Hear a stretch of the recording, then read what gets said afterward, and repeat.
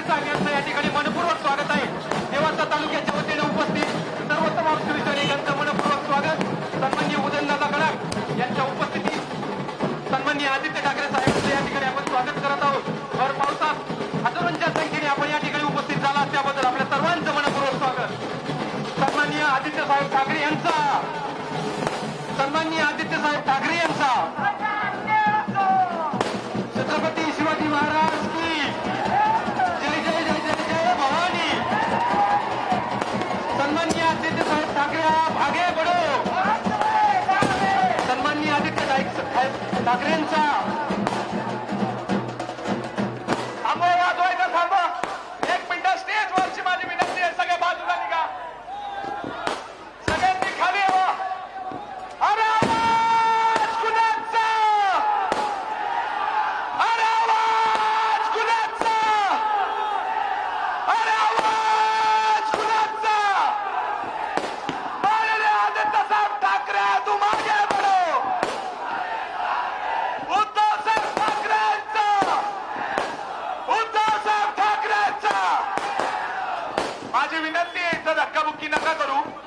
बोलिए बस बस हळू हळू हळू सगळे कॅमेरावाले साईड लो हार थोडे वेळ प्रकाश भाऊ थांबा प्रकाश भाऊ थोडे थांबा थांबा कार्यकर्ते थांबा थांबा हा प्रकाश भाऊ थांबा एक मिनिट सगळे थांबा जयदीप ए अरे ते उडू नको एक मिनिट सगळे थांबा शांत थांबा आपल्याला माहिती आदित्य साहेब हा उत्साह तुम्ही इथं आलेत अख्ख्या पावसात सगळेजण इथं 2 तास आपली वाट पाहत होती म्हणून खरा हा जोश आहे। आणि आज खऱ्या अर्थाने एक मिनिट सगळेजण बाजूला व्हा गर्दी बंद करा बाजूला कॅमेरामॅन शाम बाजूला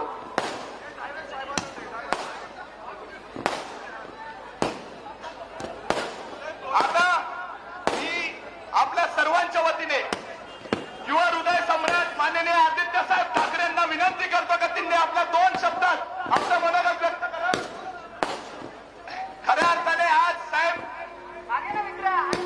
गेल्या 3 दिवसापासून आपला मोठा दौरा इथं चालू आहे आणि आज या सगळ्या संकट काळामध्ये या सगळ्या संघर्षाच्या काळामध्ये गेल्या 15 दिवसामध्ये माननीय नामदार गडाख साहेब आणि यशवंतरावजी गडाख साहेबांनी मेळावा घेऊन आपल्या पाठीमागे राहायचा उद्धव साहेबांच्या पाठीमागे राहायचा हा निर्णय घेतला आणि त्याचं स्वागत संपूर्ण महाराष्ट्राने आमच्या नेवासा तालुक्याने साहेब केलं।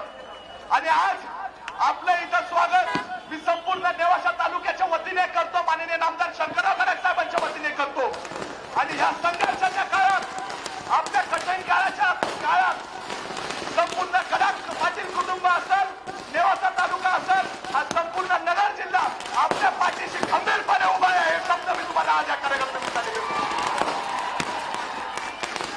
आपल्याला साहेब खऱ्या अर्थाने सांगायला गेलं तर माननीय उद्धव साहेबांनी ज्यावेळेस राजीनामा दिला साहेब तळागाळातला प्रत्येक युवक असेल ज्येष्ठ माणूस असेल प्रत्येकाच्या मनात एकच बात होती की हे खूप वाईट झालं हे खूप चुकीचं झालं। आणि ज्या दिवशी साहेबांनी राजीनामा दिला तळागाळातल्या प्रत्येक युवकाचा व्हॉट्सअप स्टेटसवर उद्धव साहेबांचा फोटो होता ही खरी कमाई शिवसेनेची आहे ही खरी कमाई उद्धव साहेबांची आहे। आणि म्हणून साहेब आज एवढ्या संघर्षाच्या काळात आपण दौरे काढतायत पळतायत रात्री 1-1, 1:30 वाजेपर्यंत मुंबईमध्ये शाखेचा भेट देतायत आणि हीच खरी कमाई आपल्याला पुढे घेऊन जायची आहे। आज आपल्याला वेळ खूप कमी आहे साहेबांना पुढे शिर्डीला जायचंय मग मुंबईला जायचंय एवढ्या कमी वेळात 1 दिवसाच्या निरोपामध्ये साहेब एवढी मोठी गर्दी इथं निर्माण झाली याचं फक्त कारण उद्धव साहेबांवरचं प्रेम आदित्य ठाकरे साहेबांवरचं प्रेम। आज शेवटी मी जाता एवढाच सांगतो की संपूर्ण नेवासा तालुका नगर जिल्हा हा माननीय आदित्य साहेब ठाकरे आणि उद्धव साहेबांच्या पाठीमागे आहेत का नाही?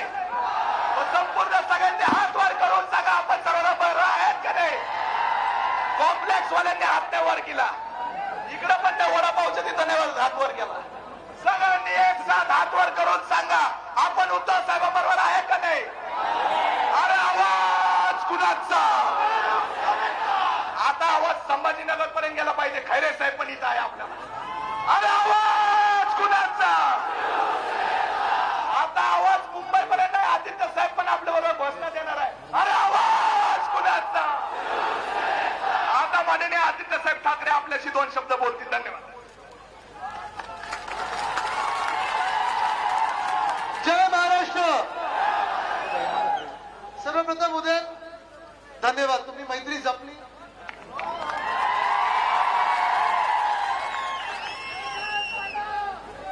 मला आठवतं की जेव्हा पहिल्यांदा गडाख साहेबांची माझी भेट झालेली, मला वाटतं दिवाळीचे दिवस होते, नुकतीच निवडणूक होऊन गेलेली, आणि तेव्हा गडाख साहेब घरी आलेले, मातोश्रीवर आलेले आणि उद्धव साहेबांना भेटले आणि त्यांनी सांगितलं मला तुमच्या सोबत राहायचंय, तुमच्या सोबत या महाराष्ट्रात काम करायचंय, आपलं सरकार बनेल किंवा नाही बनणार पण मी तुमच्या सोबत राहणार. तो शब्द त्यांनी पाळला. याला बोलतात मैत्री, याला बोलतात माणुसकी आणि निष्ठा.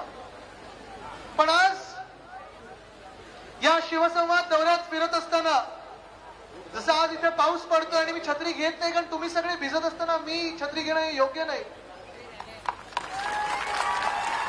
पण हा जसा पाऊस पडतोय याहून दुप्पटीने तुमच्या प्रेमाचा आणि आशीर्वादाचा पाऊस आम्हाला ओला चिंब करून देत आहे. गेले 2-3 दिवस या शिवसंवाद यात्रेवर फिरत असताना अनेक ठिकाणी मला थांबवलं जातं. रस्त्यात पावसात असंच लोक थांबवतात. आता पण काही शाळेतली मुलं मुली थांबलेले, ज्येष्ठ नागरिक थांबतायत, कधी शेतकरी बांधव थांबतायत, कधी कोण सांगताय आमच्या घरी या, कोण सांगताय आमच्या बाजूनी फोटो काढा. हे सगळं कधी मी ज्याचं सरकार पडलंय त्याच्यासाठी एवढं प्रेम बघितलं नाही. हे प्रेम खरं असतं आणि हीच निष्ठा खरी असते.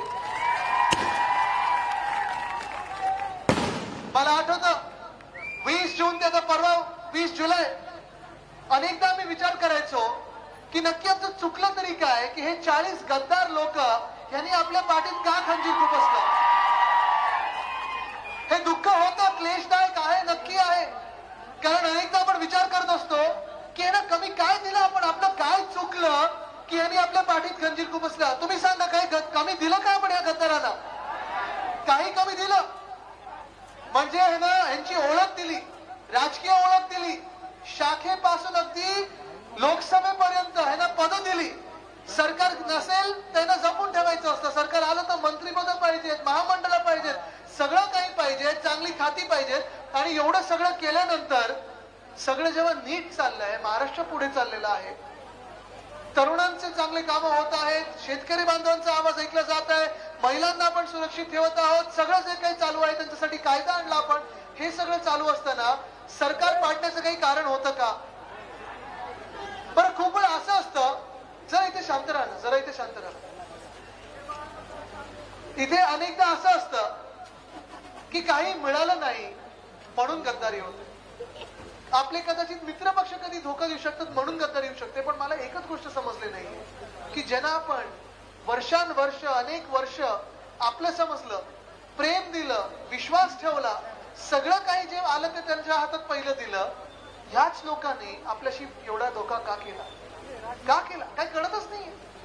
आणि मी हे विचार करत बसलेलो, घरी विचार करत बसलेलो, विधान भवनात गेलो तेव्हा आमच्या सोबत जे शिवसेनेचे 15 आपले आमदार आहेत, शूरवीर आमदार जे आपल्या सोबत राहिले, एकनिष्ठ राहिले, आम्ही सगळे एकत्र बसलो असताना गडाख साहेब होते, तिथे उदयसिंग राजपूत साहेब आलेले, तिथे सगळेच कुठे ते बघा, तिथे त्याला बोलतात शिवसैनिक, हे सगळे आम्ही बसलो असताना दुसऱ्या बाजूला गद्दार होते, त्यांच्या तात्पुरते सरकारमध्ये बसलेले. कारण हे सरकार टिकणारं नाहीये.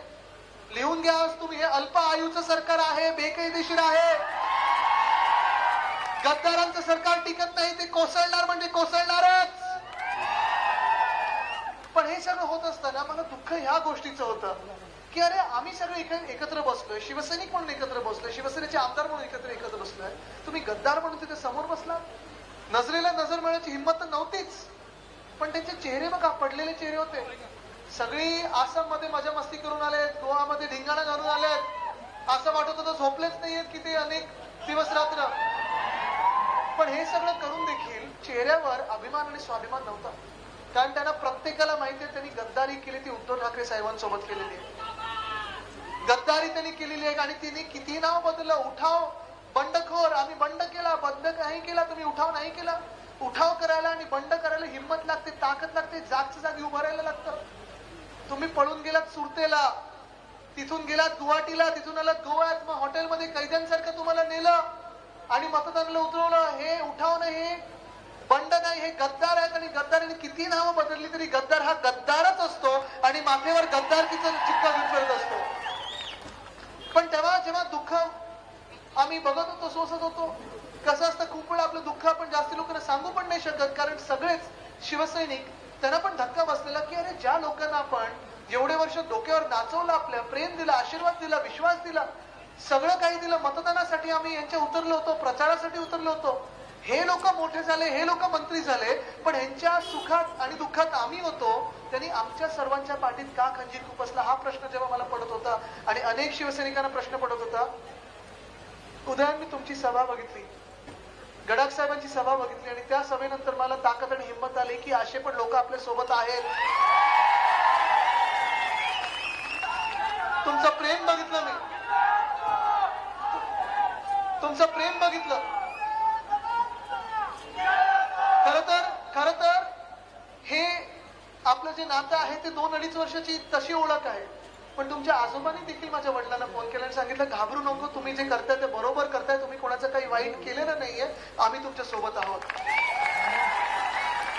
याला बोलतात आशीर्वाद, याला बोलतात प्रेम, याला बोलतात महाराष्ट्र धर्म, ह्याला बोलतात हिंदुत्व, ह्याला बोलतात माणुसकीचा धर्म. कारण अनेक गोष्टी आपण ह्या महाराष्ट्रात केल्या ज्या 2.5 वर्षात पूर्ण नुसतं महाराष्ट्राने नाही, देशाने नाही तर जगाने बघितलेलं आहे. कोविड काळात आपण बघितलं असेल, जे काही कोविड काळात आपण लोकांची काळजी घेतली, लोकांचे जीव वाचवले, जम्बो हॉस्पिटल निर्माण केले, लसीकरण करून घेतलं, ह्याचं कौतुक हे जगाने केलेलं आहे. धारावी मॉडेल काय आहे, महाराष्ट्र मॉडेल काय आहे, सगळ्यांना माहिती आहे. तिथे तिथे मी गेलो, आता 2 जागतिक परिषदांना गेलेलो मी, तिथे मला प्रत्येक जण सांगत होता की तुमचा मुख्यमंत्री उद्धव ठाकरे आम्हाला माहिती आहे का त्यांनी कोविड मध्ये काम केलंय, सगळीकडे माहिती होतं. बरं, आपलं जे मंत्रिमंडळ आलं तुम्ही बघा, पहिला मंत्रिमंडळाचा जो निर्णय होता तो हाच होता की आपल्या शिवरायांचं जे राजधानी आहे रायगड, तिथे आपण 600 कोटी जे देणं होतं ते आपल्या सरकारने दिलं होतं. हा पहिला निर्णय आपला होता. आणि शेवटच्या मंत्रिमंडळात देखील आपला जो निर्णय होता तो औरंगाबादचं नाव हे संभाजीनगर करणं होतं. पण मला अभिमान ह्या गोष्टीचा वाटतो की आपण जरी हे नामकरण केलं असेल, जरी आपण राम मंदिरचा विषय घेतला असेल, जरी आपण अयोध्येला गेलो असू, जरी आपण नवी मुंबईमध्ये तिरुपती बालाजीचं मंदिराला जागा दिली होती, अनेक मंदिरांचं आपण पुनरुत्थान करत होतो, हे सगळं होत असताना देखील कुठेही आपल्या मुख्यमंत्र्यांनी नाही, कुठेही आपल्या पदाधिकाऱ्यांनी नाही, कुठे आपल्या पक्षांनी नाही, कुठच्याही जातीपातीमध्ये धर्मामध्ये वाद वाढू दिला. महाराष्ट्र आनंदात पुढे चाललेला, सुखात पुढे चाललेला, सुख शांती समृद्धी या महाराष्ट्रात होती. सगळे लोक एकत्र होते, प्रत्येक जातीचे, पंथाचे, धर्माचे लोक, भाषेचे लोक हे उद्धव ठाकरे साहेबांना आपला मुख्यमंत्री, आपल्या विश्वासातला माणूस असा ओळखून होते. ही अभिमानाची गोष्ट. आणि हेच कदाचित त्यांच्या पोटात दुखत असेल की कुठेही दंगल झाली नाही. कदाचित त्यांच्या हे पण पोटात दुखत असेल की अरे एवढं सगळं जर महाराष्ट्रात चांगलं चाललं आहे तर महाराष्ट्र पुढे चाललेला आहे, हे कदाचित त्यांच्या पोटात दुखलं असेल. आणि हे आपले गद्दार, ह्यांना वाटलं की चला सूर में सूर मिळाते आणि गेलं तिथे. पण ही जी गद्दारी झाली आहे, अजूनही 1 महिना पलटून गेला, मला कळतच नाही आपण ह्यांना कमी काय दिलं आणि आता ह्यांना काय मिळणार आहे असं की यांचं जग बदलणार आहे. मी आकडे जास्ती ऐकले आहेत, पण मला तुम्ही सांगा, हे जे तुम्ही आकडे सांगताय त्याची तुलना ह्या प्रेमाशी होऊ शकते का? तुमच्या प्रेमाशी होऊ शकते का? तुमच्या मेहनतीशी होऊ शकते का? नाही होऊ शकत. हे प्रेम विकत घेऊ शकत नाही, हे प्रेम विकलं जाणार नाही. हे आशीर्वाद जे आहेत माझ्या समोर इथे उभे राहिलेले आहेत सगळे लोक, ह्यांना विकत कोणी घेऊ शकत नाही, हे लोक विकले जाणार नाहीत. आणि म्हणूनच आज इथे ते प्रेम आणि आशीर्वाद द्यायला उभे आहेत. पण आज त्या गद्दारांना मी अजून इथे उभं राहून सांगू इच्छितो, प्रत्येक गद्दाराला 40 लोक आहेत आणि 12 खासदार आहेत, त्यांना सगळ्यांना सांगू इच्छितो, तुम्ही गेलायत ना, जा तिथे आनंदात राहा. माझं काही म्हणणं नाही, माझ्या मनात राग द्वेष काही नाहीये. दुःख निश्चित आहे की माझ्या पाठीवर तुम्ही वार करून गेलात, उद्धव साहेबांच्या पाठीवर तुम्ही वार केलाय, या शिवसैनिकांच्या पाठीवर तुम्ही वार केलाय, हे दुःख आहे. पण ह्या दुःखातून बाहेर पडायला मी तुमच्यामध्ये आलोय, तुमचं प्रेम आणि आशीर्वाद घ्यायला आलोय. पण त्या गद्दारांना मी एकच सांगतो आज की जिथे गेलाय तुमच्यावर काही दडपण असतील, मला माहित नाही, तुम्हाला कदाचित माहिती असेल काय दडपण त्यांची, ती दडपण त्यांची असतील, ठीक आहे, आनंदात राहा. माझ्या आई वडिलांनी कधीही कोणाबद्दल वाईट बोलणं आणि वाईट विचार करणं हे शिकवलं नाही. पण मी तुम्हाला सांगतोय, त्यांना तुमच्या समोरच त्यांना इशारा देतोय, त्यांना विनंती करतोय, इशारा तर नाही, चला आपलेच होते, आपल्याशीच गद्दारी करून गेले, त्यांना काय. पण त्यांना आज सांगतोय, तुम्हाला तिथे राहायचंय, आनंदात राहा. लाज असेल तर एकच मेहरबानी करा, हिंमत असेल तर एवढी तरी मेहरबानी करा की आमदारकीचा राजीनामा द्या आणि निवडणुकीला सामोरे या. निवडणुकीला सामोरे या, दाखवा काय आहे, तुम्ही काय काम केलंय, तुमची गद्दारी कशी आणि निष्ठा कशी, लोकांना पटवून द्या.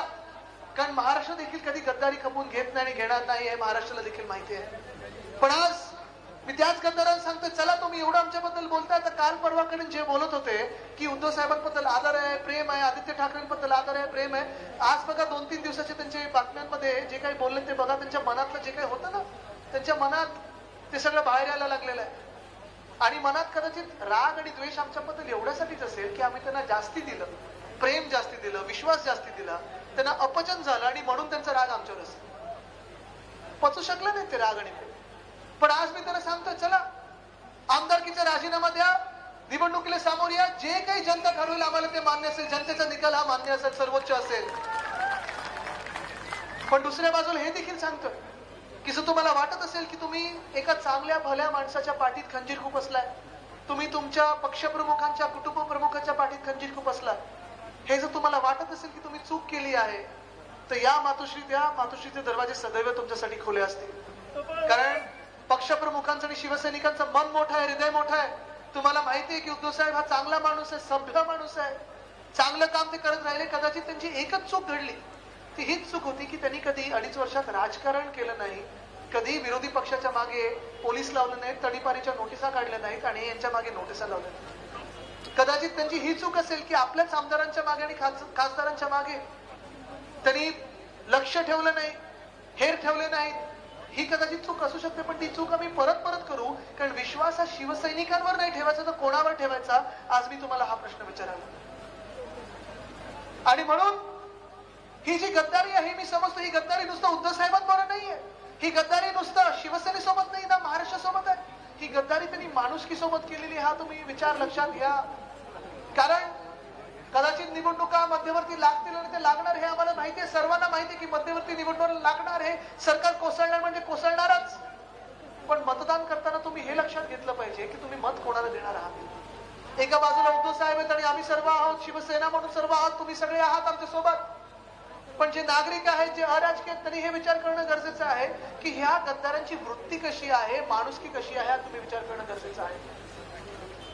नोव्हेंबरचा काळ होता, मला माहिती आहे, दिवाळी नुकती झालेली, सगळे आपण अनेक लोक वर्षावर आलेलं दिवाळी साजरी करायला सगळे भेटून गेले. आपल्या आमदारांचं मला वाटतं जेवण होतं, खासदारांचं जेवण होतं. हे सगळं झाल्यानंतर उद्धव साहेबांच्या मणक्याचं ऑपरेशन झालं आणि ते मणक्याचं ऑपरेशन एक नाही तर 2 झाले. त्या आठवड्यात 2 ऑपरेशन झाले. तुम्हाला ज्यांचं ऑपरेशन झालं त्यांना माहिती असतं, ऑपरेशन थिएटर आहे किती एक वेगळा प्रकार असतो. पण तिथे ऑपरेशन झाल्यानंतर एक नाही, एका आठवड्यात 2 ऑपरेशन झाल्यानंतर उद्धव साहेबांचं दुखणं, वेदना, क्लेश मी समजू शकत होतो. तरी देखील त्यांनी कोणाशी बोलणं थांबवलं नाही. लगेच पुढच्या आठवड्यात मंत्रिमंडळाची बैठक लावली आणि कामाला सुरुवात केली. कारण मुंबईत आणि महाराष्ट्रामध्ये अनेक जिल्ह्यांमध्ये कोविडचे रुग्ण हे वाढत होते. कुठेही काम त्यांनी थांबवलं नाही. जे मंत्री असतील, आमदार असतील, खासदार असतील, त्यांना व्हॉट्सअप करायचे, त्यांना उत्तर द्यायचे, ईमेल करायचे, त्यांना उत्तर द्यायचे. बेडमधून उद्धव साहेब हलू शकत नव्हते, तरी देखील त्यांनी महाराष्ट्राचं काम बंद केलं नाही.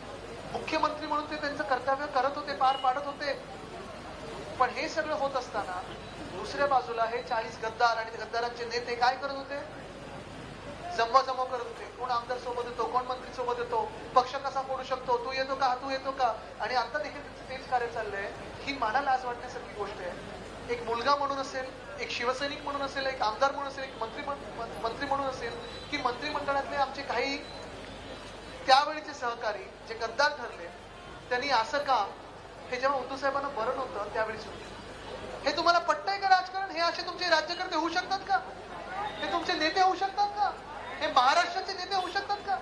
म्हणजे तुम्ही विचार करा, ज्या माणसाने तुम्हाला सर्व काही दिलं, म्हणजे अक्षरशः ओळखेपासून मंत्रीपद दिलं, त्या माणसाला जेव्हा बरं नसतं तेव्हा तुम्ही त्यांची विचारपूस करायची आणि त्यांच्यासाठी तुम्ही काम करायचं महाराष्ट्राचं, की मग तुम्ही त्यांच्या पाठीत खंजीर खुपसायला सुरू करायचं. आणि हेच लोक आज सगळीकडे बंडखोर आणि उठाव म्हणून फिरत आहेत. हे गद्दार आहेत आणि गद्दार म्हणूनच राहणार आणि म्हणून मी आज सगळीकडे ते फिरत आहे. आज मी तुमच्याकडे जो आलेलो आहे ते एवढ्यासाठीच आलेलो आहे की अनेक वर्ष हे जे मी काही बघत आलेलं राजकारण, हे सगळ्यात घाणेरडं राजकारण जे मी बघितलेलं आहे, मी पुढच्या चेहऱ्याने उद्यांना सांगू किंवा अनेक लोकांना इथे तरुण मित्रांना सांगू की तुम्ही राजकारणात द्या, कारण राजकारण एवढं घाणेरडं झालेलं आहे.